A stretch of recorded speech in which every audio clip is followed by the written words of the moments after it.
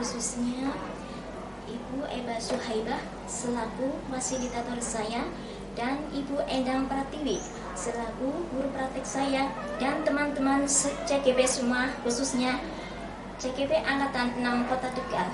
Pada kesempatan siang hari ini, izinkan saya bersama Bapak Kepala Sekolah SMP Negeri 10 Tegal akan mengadakan wawancara terkait dengan modul 3.1 pengambilan keputusan berbasis nilai-nilai kebajikan sebagai pemimpin, khususnya di dalam modul 3.1A6 demonstrasi kontekstual. Selamat siang Bapak Dwi Setiawan. Selamat siang Bu Nunung. Ya, terima kasih Bapak sudah menyediakan waktu khusus untuk saya berbincang-bincang terkait dengan dilema etika nilai-nilai kebajikan yang ada di SMP 10. Bapak, mohon maaf ya sebelumnya ada waktu untuk bisa wawancara dengan saya seperti ini. Apakah mengganggu aktivitas Bapak siang hari ini? Ya, alhamdulillah kebetulan agak senggang Bu Nunung. Walaupun tadi kita rencanakan pagi ya, tapi karena ada kegiatan maka kita tunda agak siang baru bisa kita laksanakan kegiatan ini. Mudah-mudahan tidak mengurangi makna ataupun tidak mengurangi kualitas dari kegiatannya Bu Nunung sendiri. Oke, terima kasih Bapak. Dengan luangnya waktu yang Bapak berikan kepada saya, semoga bisa memberikan pencerahan khususnya kepada para calon angkatan 6 guru penggerak Kota Tegal. Nah Bapak, sebelumnya saya pada kesempatan hari ini hanya akan memberikan 6 pertanyaan terkait dengan pengambilan keputusan berbasis nilai-nilai kebajikan sebagai seorang pemimpin. Yang pertama, selama ini bagaimanakah Bapak dapat mengidentifikasi kasus-kasus yang merupakan dilema etika atau rujukan moral yang ada di SMP Negeri 10 Tegal? Oke, terima kasih Bu Nunung. Dari apa yang dipertanyakan tadi, kebetulan alhamdulillah di SMP 10 tidak begitu timbul hal yang dimaksud dengan dilema etika moral ya. Karena dari pengalaman saya selama di SMP 10 lebih dari 2 tahun itu tidak ada satupun permasalahan yang berkaitan dengan hal tersebut ya. Tetapi mungkin di tempat lain saya punya pengalaman hal yang seperti itu. Artinya kita bisa mendeteksi adanya satu kasus yang berkaitan dengan dilema etika moral. Itu yang pertama, kalau memang ada laporan ya dari pihak-pihak tertentu yang menyampaikan kepada pimpinan tentang adanya sesuatu yang berkaitan dengan dilema etika moral ya. Yang kedua, memang kita bisa mendeteksi dari perubahan tingkah laku dari yang bersangkutan ya. Seandainya yang bersangkutan punya masalah, entah itu siswa atau guru yang berkaitan dengan dilema etika moral, itu pasti terjadi perubahan tingkah laku yang di luar kebiasaan. Itu kita gunakan sebagai deteksi awal bagaimana kita bisa mengetahui adanya persoalan tersebut. Nah setelah itu baru nanti bisa ditindaklanjuti dengan teknik-teknik berikutnya. Mungkin itu yang pertama yang bisa saya sampaikan. Nomor yang kedua, keputusan apa yang Bapak ambil pada saat itu? Misalnya dalam menghadapi dilema etika yang berlangsung atau yang pernah dialami Bapak. Oke. Yang pertama, kita tidak bisa langsung menjudgment bahwa hal tersebut pasti benar ya. Itu kan perlu konfirmasi dari berbagai sumber, bukan hanya dari salah satu sumber saja. Misalnya atas dasar laporan saya percaya begitu saja, saya tidak seperti itu. Jadi kita menanggapinya dengan mungkin menindaklanjutinya dengan katakanlah boleh dibilang dengan penyelidikan terlebih dahulu, dengan konfirmasi. Setelah dipastikan memang itu terjadi, barulah kita akan ambil langkah-langkah yang terkait dengan masalah kedisiplinan atau masalah etika moral sampai dengan masalah kepegawaian. Itu ada tahapan-tahapannya. Jadi intinya kita nggak boleh memastikan ataupun memberikan vonis sebelum itu betul-betul terbukti atau betul-betul sudah diadakan konfirmasi dan juga sudah diyakini kebenarannya gitu. Mungkin itu ya. Oke, bagus sekali. Jadi dalam prinsip pengambilan keputusan itu pada awalnya kan ada 3 prinsip sesuai yang saya pelajari di modul itu gitu. Yang pertama berpikir atau hasil akhir and based thinking. Yang kedua berpikir berbasis peraturan atau rule based thinking, dan yang ketiga berbasis rasa peduli atau care based thinking. Nah, yang sudah Bapak lakukan itu berarti urut atau bagaimana? Ya, kita sesuaikan dengan kondisi Bu Nunung. Yang pertama kita kan juga harus berempati ya. Seandainya hal itu memang terjadi, misalnya pada anak, pada siswa, pertama yang harus kita ambil adalah empati dulu. Karena bisa saja terjadi hal itu bukan karena kesalahan yang bersangkutan, bisa jadi karena kesalahan orang lain sehingga dia terkena masalah seperti itu. Sehingga pertama yang saya ambil adalah kita punya empati terlebih dahulu. Dan setelah itu baru dikaitkan dengan hal yang lain. Nah, dengan empati itu harapan kita semua yang bersangkutan akan lebih bisa menerima, kemudian juga bisa mengikuti andaikan ada langkah-langkah berikutnya yang harus diterapkan. Kalau nggak kita kasih empati, belum nanti dia sudah jatuh duluan, kan kasihan gitu. Nah, Bapak, yang ketiga, langkah-langkah yang sudah Bapak lakukan itu kan termasuknya dalam prosedur mengambil keputusan. Nah, dari 9 langkah pengambilan keputusan itu, apakah diterapkan secara urut atau acak sebenarnya, Pak? Yang terbaik untuk dilakukan oleh seorang pemimpin? Ya, kalau kita kembali lagi kepada empati tadi, tidak harus urut ya. Artinya kalau memang itu tidak bisa dia secara urut, ya kita sesuaikan dengan kondisi utama yang mungkin harus diberikan kepada yang bersangkutan. Misalnya ketika dia dapat masalah dan kondisi mentalnya jatuh, ya itu harus kita bangkitkan dulu mentalnya. Atau ketika fisiknya mungkin kurang sehat, ya kita sehatkan dulu. Jadi tergantung dari apa yang harus kita ambil langkah-langkah itu. Karena tidak harus, kalau saya tidak harus urut. Yang penting masalah bisa diselesaikan, kemudian juga yang bersangkutan bisa kembali lagi seperti biasa. Nah, intinya berarti ada solusi yang efektif untuk mengambil keputusan tersebut, supaya berkeberpihakan kepada murid kita. Betul. Terutama untuk siswa ini kita harus kembali lagi pada kepentingan utama dari anak itu agar bisa melaksanakan pembelajaran dengan baik. Ya, kalau kita nggak berikan kesempatan, kita tidak berikan empati, kita tidak bangun dulu jiwanya, tidak disiapkan fisiknya, ya terus terang dia tidak bisa melaksanakan tugasnya dengan baik. Saya rasa seperti itu. Bapak, yang nomor 4, hal-hal apa saja yang selama ini Bapak anggap efektif dalam pengambilan keputusan kasus-kasus dilema etika di sekolah? Yang pertama, ini saya lebih mengedepankan pada rasa empati tadi. Orang yang berkasus, orang yang bermasalah, itu belum tentu dia bersalah. Jadi kita adakan pendekatan terlebih dahulu, kemudian kita assessment apakah hal itu memang karena kesalahannya atau karena kesalahan orang lain.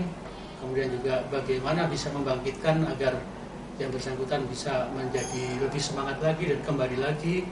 Kemudian setelah itu kita berikan pendampingan. Kalau toh memang perlu didampingi, diberikan bantuan, entah itu secara fisik maupun non fisik, ya kita adakan pendampingan untuk itu, sehingga yang bersangkutan akan lebih bisa menerima masalah itu dan menyelesaikannya dengan sebaik-baiknya terlebih dahulu. Kemudian kita assessment apakah hal itu memang karena kesalahannya atau karena kesalahan orang lain.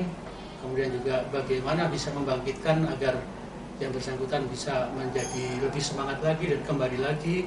Kemudian setelah itu kita berikan pendampingan. Kalau toh memang perlu didampingi, diberikan bantuan, entah itu secara fisik maupun non fisik, ya kita adakan pendampingan untuk itu, sehingga yang bersangkutan akan lebih bisa menerima masalah itu dan menyelesaikannya dengan sebaik-baiknya. Saya rasa itu. Yang selanjutnya, Bapak, adakah langkah-langkah atau strategi yang lazim Bapak lakukan dalam menyelesaikan masalah dilema di SMP 10? Ya, kalau tahapan-tahapannya khususnya di SMP 10 sih sejauh ini belum ada yang katakan yang akhirnya bisa diselesaikan dengan baik di sini kan bisa saja dengan kembali lagi seperti semula atau diselesaikan dengan cara yang diinginkan, tetapi tetap menjaga rasa-rasa kekeluargaan dan humanis. Di sini sepertinya nggak pernah ada yang kayak gitu. Iya, mudah-mudahan semuanya bisa diselesaikan dengan baik-baik saja. Itu tantangan yang paling terberat dalam menghadapi atau menyelesaikan dilema etika itu selama Bapak menjadi kepala sekolah itu apa? itu kepentingan yang terberat, itu kepentingan baik kepentingan pribadi ataupun kepentingan keluarga. Kadang keluarga besarnya ini yang mungkin masih menginginkan seperti ini, sementara yang bersangkutan tidak bisa menerima, tapi keluarga yang lain masih belum bisa menerima. Itu ada tantangan pribadi, apa tantangan yang terberat. Tapi selagi kita kembalikan lagi pada kepentingan yang lebih kuat lagi atau kepentingan yang lebih penting lagi, bahwa yang menjalani adalah yang bersangkutan, kita kembalikan ke situ. Kalau memang yang bersangkutan menginginkan seperti itu diselesaikan dengan cara baik-baik, ya kita bantu untuk penyelesaiannya. Misalnya secara administratif kita permudah untuk bisa menyusun pemberkasannya. Kan bagaimana sih kalau kita melaporkan adanya peristiwa KDRT di rumah tangga seperti apa, ya kita beri asesmen pendampingan mungkin dengan bagaimana membuat laporan, dari laporan kepolisian sampai laporan kepada dinas dan tindak lanjutnya. Itu pernah terjadi tapi tidak diakui, dan alhamdulillah bisa diselesaikan dengan baik-baik. Ini juga walaupun penyelesaian yang mungkin tidak diharapkan, tapi itu juga tidak menimbulkan pengaruh di kemudian hari. Kadang kan sudah diselesaikan tapi masih nggak terima dan sebagainya. Itu yang kadang jadi tantangan kita. Makanya sebelum kita ambil jalan terakhir, betul-betul sudah kita siapkan bahwa apapun yang nanti akan diputuskan itu harus diterima oleh semua pihak. Jadi memahamkan, menerima itu yang memang agak sulit. Karena kadang dia juga mempertimbangkan kemauan dari keluarga besarnya, misalnya di masalah rumah tangga dan sebagainya. Mungkin itu juga masalah dengan katakan pihak luar, perbankan, kadang pernah terjadi seperti itu. Ya, adanya penagihan-penagihan ya kita selesaikan baik-baik dengan mungkin memberikan jalan keluar sama-sama untuk bisa diterima, seperti itu. Kadang yang satu pegang peraturan, satu memang nggak bisa, ya harus ada titik temu. Dan alhamdulillah semuanya bisa berjalan dengan baik. Tidak ada yang mengakibatkan efek tidak terima dan sebagainya, karena di awalnya sudah kita awali dengan sama-sama bersepakat untuk bisa menerima apapun nanti hasil yang sudah diputuskan secara bersama. Itu mungkin. Berarti dalam menangani kasus tersebut, apakah Bapak punya tata waktu atau jadwal tertentu supaya bisa memberikan keputusan terbaik? Ya, yang namanya proses kan butuh waktu, ya tidak bisa kita dilaporkan hari ini selesai, tidak, karena butuh konfirmasi, butuh juga konsultasi, diambil putusan yang terbaik. Maka tentu saja tetap membutuhkan waktu. Mengenai lama atau sebenarnya tergantung dari permasalahan dan pihak-pihak yang berkaitan dengan hal tersebut. Jadi kita nggak bisa memberikan tenggat waktu yang pasti begitu. Jadi disesuaikan dengan masing-masing permasalahan, karena setiap permasalahan punya karakteristik yang berbeda-beda. Ini tergantung dari masalahnya dan pihak-pihak yang berkepentingan. Begitu. Selama ini Bapak, mohon maaf nih, apakah ada seseorang atau faktor-faktor yang mempermudah Bapak Dwi dalam mengambil sebuah keputusan? Atau faktor dalam atau orang arti mempermudah yang seperti apa? Mempermudahnya gini Mas Benya, ada masalah serumit apapun, saya punya backingan nih yang bisa menyelesaikan di dalam sekolah itu. Backingan utama kan yang Maha Kuasa. Ya, Kita minta petunjuk pada yang kuasa. Ini kita punya masalah seperti ini. Kalau kita meminta untuk dibantu penyelesaian, insya Allah akan dibantu penyelesaian itu. Terus tersebut, apakah Bapak punya tata waktu atau jadwal tertentu supaya bisa memberikan keputusan terbaik? Ya, yang namanya proses kan butuh waktu, ya tidak bisa kita dilaporkan hari ini selesai, tidak, karena butuh konfirmasi, butuh juga konsultasi, diambil putusan yang terbaik. Maka tentu saja tetap membutuhkan waktu. Mengenai lama atau sebenarnya tergantung dari permasalahan dan pihak-pihak yang berkaitan dengan hal tersebut. Jadi kita nggak bisa memberikan tenggat waktu yang pasti begitu. Jadi disesuaikan dengan masing-masing permasalahan, karena setiap permasalahan punya karakteristik yang berbeda-beda. Ini tergantung dari masalahnya dan pihak-pihak yang berkepentingan. Begitu. Selama ini Bapak, mohon maaf nih, apakah ada seseorang atau faktor-faktor yang mempermudah Bapak Dwi dalam mengambil sebuah keputusan? Atau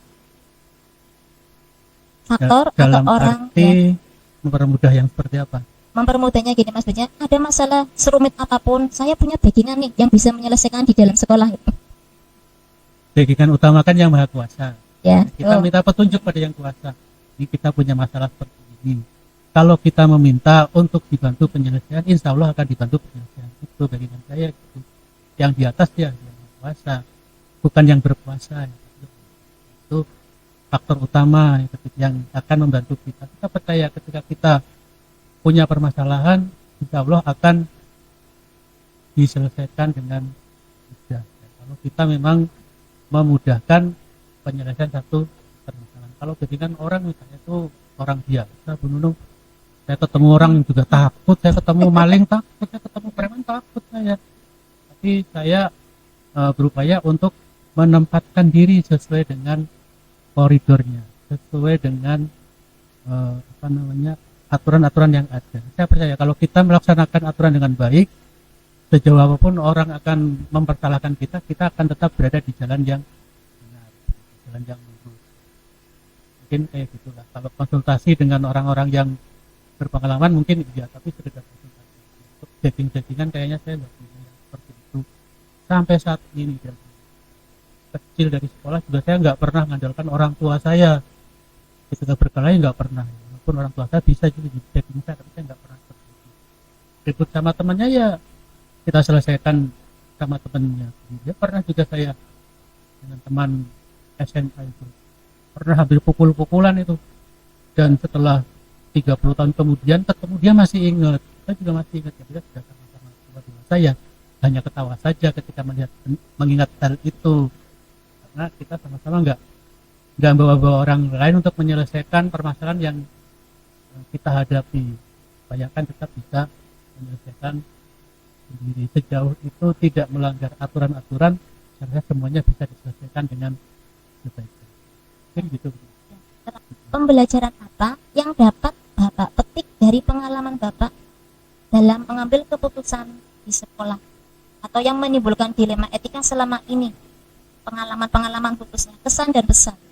Ya, pembelajaran saya sih gini, kalau tidak ingin mendapatkan masalah ya jangan bikin masalah. Kalau sudah punya masalah ya dihadapi supaya bisa diselesaikan, jangan ditinggal lari, malah tidak selesai-selesai. Apapun masalahnya kita bisa selesaikan dengan baik, asal kita berpedoman pada tata moral, tata peraturan yang berlaku, serta etika-etika yang ada di masyarakat. Insya Allah akan bisa terselesaikan semua.